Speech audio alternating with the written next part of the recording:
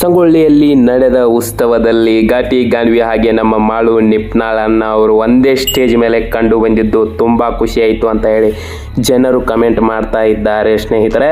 ಹಾಗಾದರೆ ಈ ವಿಡಿಯೋನ ಪೂರ್ತಿಯಾಗಿ ನೋಡಿ ಹಾಗೆ ನಮ್ಮ ಚಾನಲ್ನ ಸಬ್ಸ್ಕ್ರೈಬ್ ಮಾಡಿ ಸ್ನೇಹಿತರೆ. ದಯವಿಟ್ಟು ಘಾಟಿ ಗಾನ್ವಿ ಹಾಗೆ ನಮ್ಮ ಬಾಳು ಬೆಳಗುಂದಿ ಒಂದೇ ಸ್ಟೇಜ್ ಮೇಲೆ ಕಂಡು ಬಂದಿದ್ದು ಜನರಿಗೆ ಖುಷಿಯಾಗಿದೆ ಅಂತ ಹೇಳ್ಬೋದು.